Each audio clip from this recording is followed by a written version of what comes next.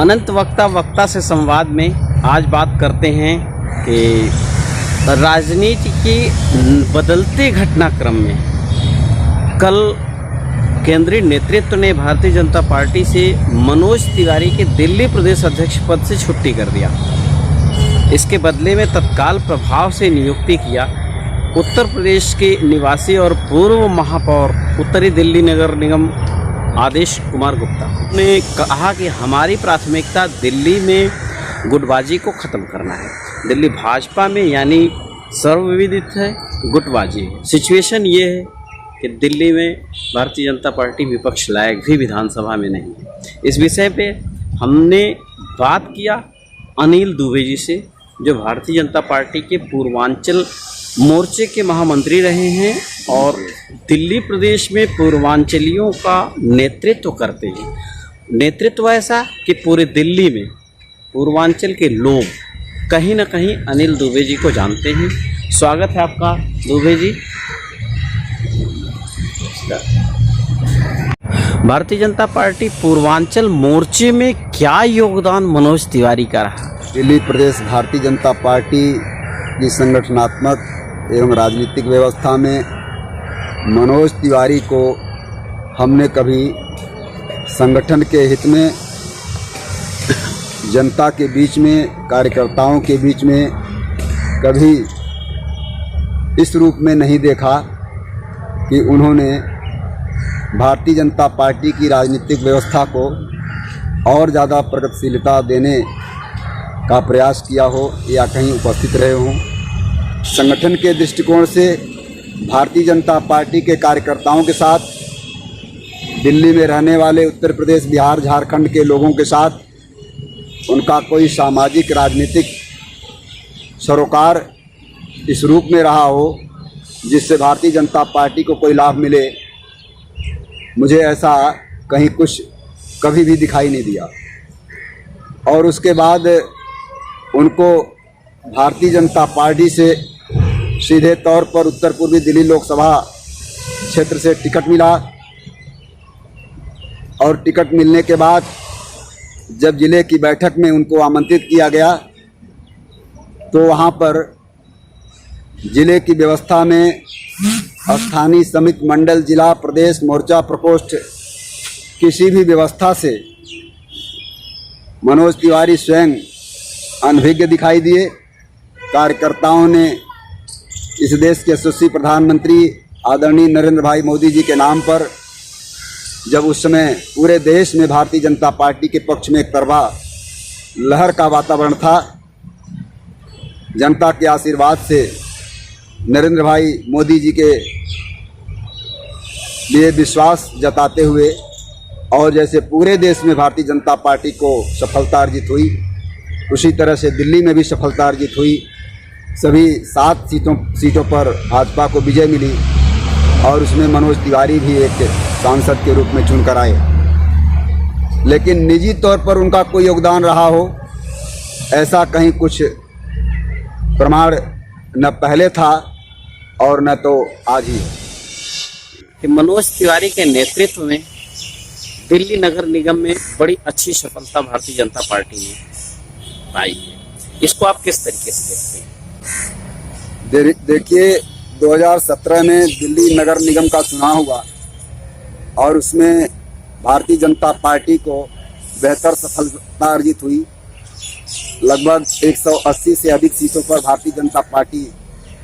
चुनाव में जीतकर दिल्ली के सभी निगमों पर सत्तासीन हुई। आपको स्मरण होगा कि 2017 में ही दिल्ली नगर निगम चुनाव से पहले उत्तर प्रदेश विधानसभा का चुनाव था और उत्तर प्रदेश में भारतीय जनता पार्टी के पक्ष में बहुत ही बेहतर वातावरण था और वहां पर 325 से अधिक सीटों पर विजयी होकर भारतीय जनता पार्टी ने उत्तर प्रदेश में सरकार गठित किया योगी आदित्यनाथ जी महाराज के नेतृत्व में, और उस लहर का लाभ दिल्ली को भी मिला और दिल्ली में भारतीय जनता पार्टी को बेहतर सफलता अर्जित हुई दिल्ली नगर निगम में। इसमें मनोज तिवारी जी का कोई करिश्मा रहा हो, इसमें उनका कोई योगदान नहीं है। कार्यकर्ताओं का परिश्रम है, जनता का आशीर्वाद है और इस देश के यशस्वी प्रधानमंत्री आदरणीय नरेंद्र भाई मोदी जी के नेतृत्व में देश की जनता के अंदर उत्साह है, आशा है, उम्मीद है और उस धरातल को लेकर के, उस प्रसन्नता को लेकर के भारतीय जनता पार्टी के पक्ष में लोगों ने वोट दिया और भारतीय जनता पार्टी को सफलता मिली। मनोज तिवारी पर लगातार आरोप लगते रहे कि उन्होंने पूर्वांचल के नाम पर उत्तर प्रदेश को बिहार झारखंड से अलग रखा और बिहारवाद को बढ़ावा दिया। इसको आप किस देखिए, भारतीय जनता पार्टी दिल्ली प्रदेश के अध्यक्ष के तौर पर मनोज तिवारी को संगठन ने दायित्व दिया। अमूमन होना ऐसा चाहिए कि संगठन का वह कार्यकर्ता जिसको दिल्ली की संस्कृति का ज्ञान हो, दिल्ली के राजनीतिक व्यवस्था का ज्ञान हो, भारतीय जनता पार्टी के राजनीतिक सांस्कृतिक ढांचे की पूरी जानकारी हो और कार्यकर्ताओं के साथ उसका लगाव हो। ऐसे कार्यकर्ता को प्रदेश अध्यक्ष का अवसर देने से संगठन मजबूत होता है, लोकतंत्र का कल्याण होता है और कार्यकर्ताओं का भी उत्साह बढ़ता है। लेकिन ठीक इसके विपरीत मनोज तिवारी जैसे अनभिज्ञ व्यक्तित्व को, जिनका भारतीय जनता पार्टी के संगठनात्मक और राजनीतिक व्यवस्था से कोई सरोकार नहीं रहा, आप सभी जानते हैं, और समाजवादी पार्टी से भारतीय जनता पार्टी में आए थे। 2009 में गोरखपुर लोकसभा सीट से उन्होंने समाजवादी पार्टी के टिकट पर भारतीय जनता पार्टी के खिलाफ चुनाव लड़ा और भारतीय जनता पार्टी को पराजित करने का हर तरह का षड्यंत्र किया, हथकंडा अपनाया। लेकिन वह गोरखपुर लोकसभा सीट थी, वहाँ के लोगों ने योगी आदित्यनाथ जी महाराज को भारी बहुमत से जिताया और मनोज तिवारी समाजवादी पार्टी उम्मीदवार के रूप में वहाँ पर न सिर्फ परास्त हुए बल्कि उनकी जमानत भी वहाँ जब्त हो गई थी। तो ऐसे व्यक्ति को भारतीय जनता पार्टी को दिल्ली प्रदेश के अध्यक्ष के तौर पर प्रस्तुत करना यह मेरे समझ से परे की बात थी। लेकिन संगठन ने निर्णय लिया। अब उसके कई कारण हो सकते हैं, लेकिन जो मूल कारण मेरे समझ में आता है कि भारतीय जनता पार्टी ने सोचा होगा कि मनोज तिवारी पूर्वांचल के रहने वाले हैं। मनोज तिवारी पूर्वांचल के नाम पर उत्तर प्रदेश, बिहार, झारखंड के लोगों को दिल्ली में, जिनकी संख्या कुल जनसंख्या का सर्वाधिक भाग है,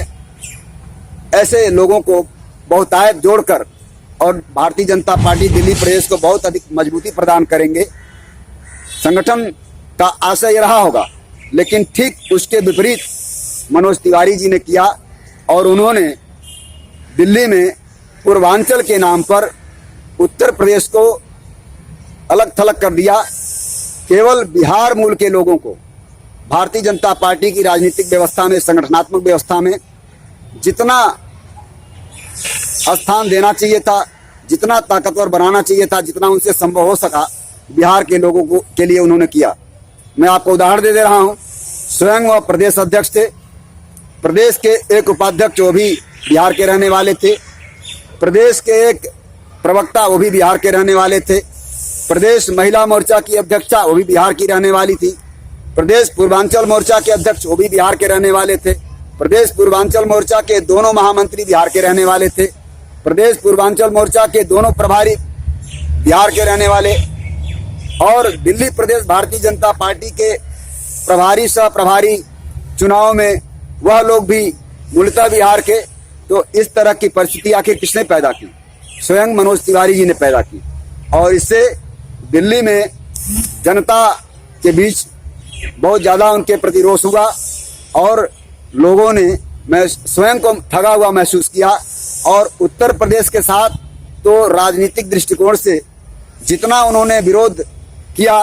उतना आज तक कोई भी नेता विरोध नहीं कर सकता, क्योंकि लोकतंत्र में सभी लोग चाहते हैं कि एक दूसरे को साथ लेकर चलें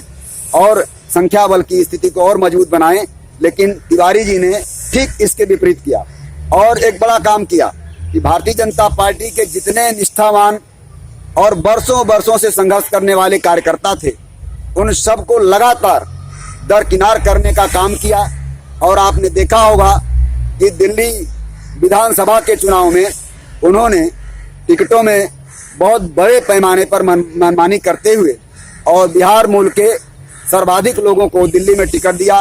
वह सभी लोग सफल नहीं हो पाए और पार्टी को भारी क्षति हुई। ऐसा नहीं लगता कि विधानसभा बिहार का चुनाव इसी साल होना है और ये मूलतः बिहार के, और बिहार एक तरफ अगर उत्तर प्रदेश को इन्होंने नज़रअंदाज किया है, उत्तर प्रदेश को मनोज तिवारी ने अगर नज़रअंदाज किया है, तो ऐसी स्थिति में बिहार विधानसभा को देखते हुए क्या केंद्रीय नेतृत्व इनको केंद्रीय मंत्री बना करके बिहार में प्रोजेक्ट करने की बात सोच तो नहीं रही है, क्योंकि ये स्टार प्रचारक रहे हैं। देखिए, बिहार विधानसभा का जहाँ तक चुनाव का मामला है, बिहार मनोज तिवारी जी का गृह राज्य है। इसके पहले भी वहाँ चुनाव हुए हैं और आप कह रहे हैं कि वह स्टार प्रचारक रहे हैं। आपको मैं याद दिलाऊं कि गांव में जब हम लोगों के बचपन में कोई हेलीकॉप्टर गांव से जाता था, तो जो बच्चे घर में बैठ करके पढ़ाई कर रहे होते हैं, दूसरे कामों में लगे होते हैं, और निकल करके बाहर दरवाजे पर दौड़ के आ जाते थे केवल हेलीकॉप्टर को देखने के लिए। और जब हेलीकॉप्टर चला जाता था तो फिर सारे बच्चे, सारे लोग अपने काम में लग जाते थे। तो ये लोग हवाई हेलीकॉप्टर वाले लोग हैं, इनका कोई ज़मीनी स्तर पर प्रभाव नहीं है। और चाहे बिहार का विषय हो, चाहे उत्तर प्रदेश का विषय हो, चाहे दूसरे किसी राज्य का विषय हो, आप देखिए कि मनोज तिवारी जहाँ जहाँ चुनाव प्रचार के लिए गए हैं, पार्टी को वहाँ पर अपेक्षित सफलता नहीं मिली है। भारतीय जनता पार्टी में बिहार उत्तर प्रदेश में जो गहरी खाई बनी थी, क्या वो आदेश गुप्ता के अध्यक्ष पद संभालने के बाद समाप्त होगी, या कैसा होगा आदेश गुप्ता का राह? देखिए, दिल्ली प्रदेश भारतीय जनता पार्टी की राजनीतिक व्यवस्था में भौगोलिक दृष्टिकोण से पूर्वांचल के नाम पर यदि पुनर्विचार किया जाएगा और उत्तर प्रदेश, बिहार, झारखंड मूल के सभी लोगों को एक साथ जोड़कर सबको सम्मान देकर चलने की स्थिति भाई आदेश गुप्ता जी के नेतृत्व में बनेगी, तो निश्चित तौर पर दिल्ली का समीकरण, सामाजिक समीकरण पुनः भारतीय जनता पार्टी के पक्ष में होगा, बहुत बड़े पैमाने पर होगा और उसका लाभ संगठन को मिलेगा। आपको, हम सबको मालूम है कि लोकतंत्र में संख्या बल को साथ लेकर चलने वाले का अभिनंदन होता है और उसी को सफलता अर्जित होती है, विजय हासिल होती है। तो मैं अपेक्षा रख रहा हूं कि भारतीय जनता पार्टी की संगठनात्मक और राजनीतिक व्यवस्था में दिल्ली में भारतीय जनता पार्टी दिल्ली प्रदेश के नवमनोनीत अध्यक्ष भाई आदेश गुप्ता जी इस बात की भी चिंता करेंगे कि दिल्ली के समाज में अन्य वर्गों के साथ उत्तर प्रदेश, बिहार, झारखंड के लोगों को जो दिल्ली में रह रहे हैं, बड़े पैमाने पर संतुलित और एकजुट रखकर भारतीय जनता पार्टी के संगठन के धरातल पर बेहतर सम्मान देकर और उनको जोड़ेंगे और उससे दिल्ली में भारतीय जनता पार्टी का उत्तरोत्तर विकास होगा और झूठ की बुनियाद पर खड़ी केजरीवाल के नेतृत्व वाली दिल्ली की सरकार निश्चित रूप से विफल होगी, साबित होगी और केजरीवाल की भी विदाई हो जाएगी।